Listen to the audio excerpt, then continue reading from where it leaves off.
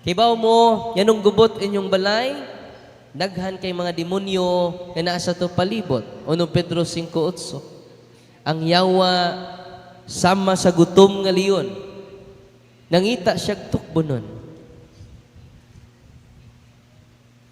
Naglibot-libot sa atong kiliran. Uy. Matuo ba mong yawa? Ang uban lagi, wa maningod. Matuo ba mong yawa? Kita na mong yawa? Tanaw mo siyang tapad. Kita na mong yawa, ni tanaw sa tapad. Huwag ang maayong balita na ko ninyo karon. Ready na mo?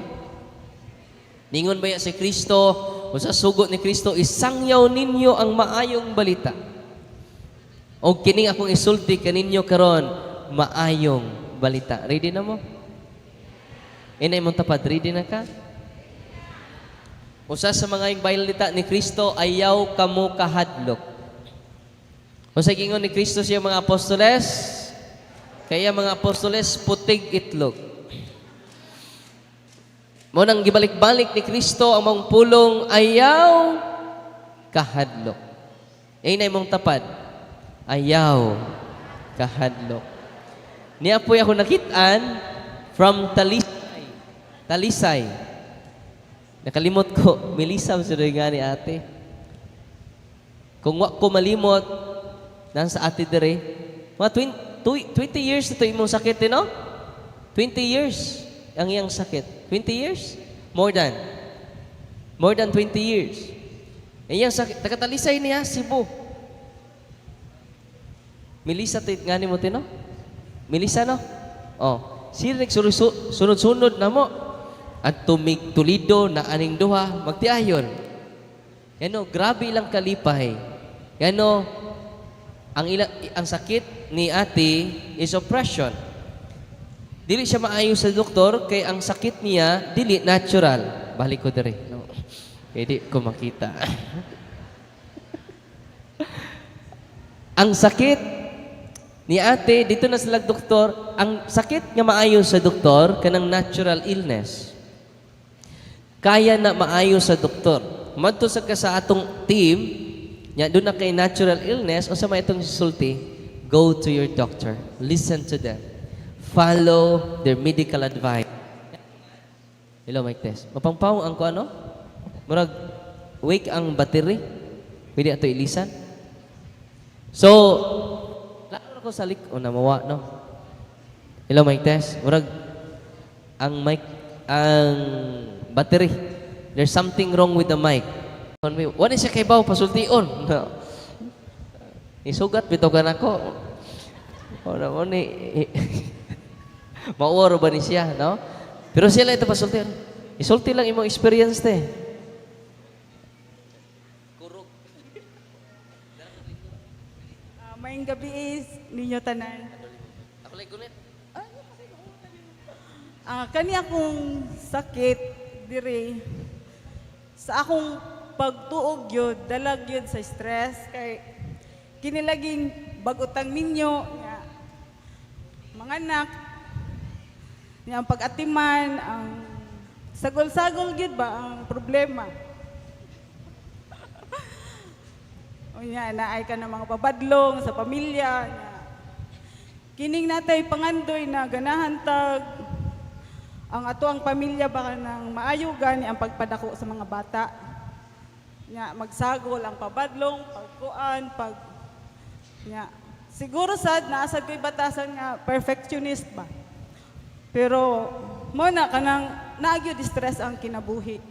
Nya abi nako kanang tungod ra sa stress ang tanan mo nang ni hubag akong diri, akong apapangig.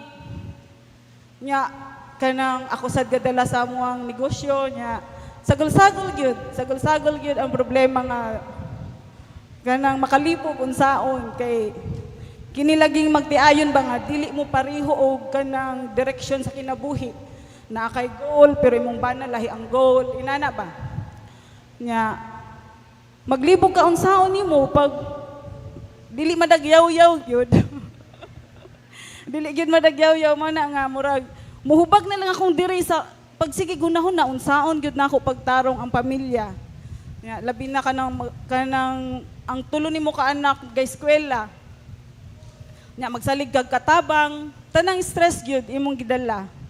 Nya di man ka makahimog magpabadlong kay kung magpabadlong ka apil, samot luoy imuhang mga anak. Di padayon lang ka nga mubarog bisag lisod. Mo nang hubag akong diri, hubag tanan lagi nang hubag lagi sa stress sa kuan kinabuhi. Pero wala may mahimo, padayon lang gyud. Hantod nga murag naanad na lang ko nga sakit akong diri. Di hantod di na siya mahikap. Nya nagpa-check up ko sa doktor, wala man siya findings. Gitagaan lang ko polynerve para kuan.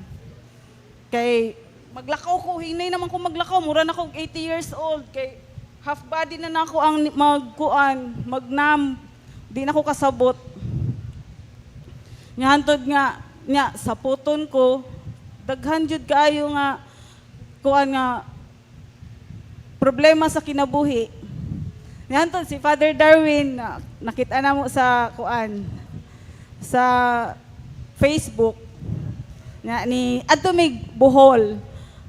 Adto mig Bohol kanang lisod pa jud kaayo ang pag-adto kay wala mi katultol.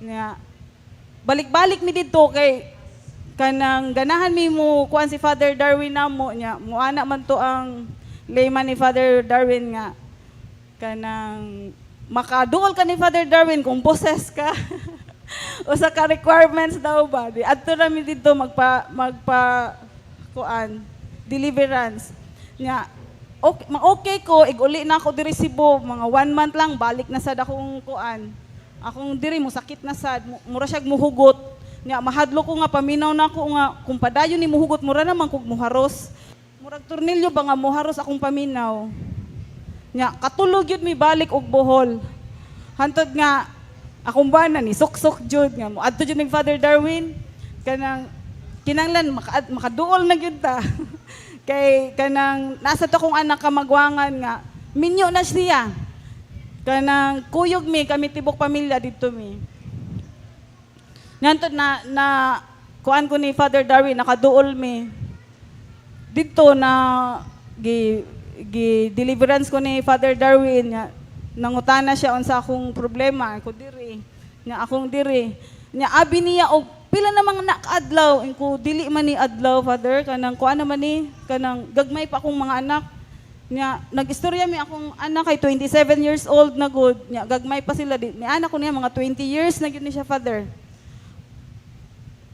nya kaluoy sa Ginoo hantud karon kanang okay nako nya usahay tungod lagi sa problema usahay mo balik pero naamay ka ng deliverance prayer mo na mong gibuhat mag-deliverance lang ko mag self-deliverance ko kay mag-evangelize man sad si Father mo nang nakahibaw sad ko ba nya usahay mo balik si lang nako kada gabi magkuan ko mag self-deliverance maulian rasad ko mo na kanang moari si Father wala na mi kabalik og Bohol kay kanang busy na lagi pero basta naa si Father diri Cebu naa gyud mi mo kuan gyud mi kanang para magkita mi balik pasalamat lang pod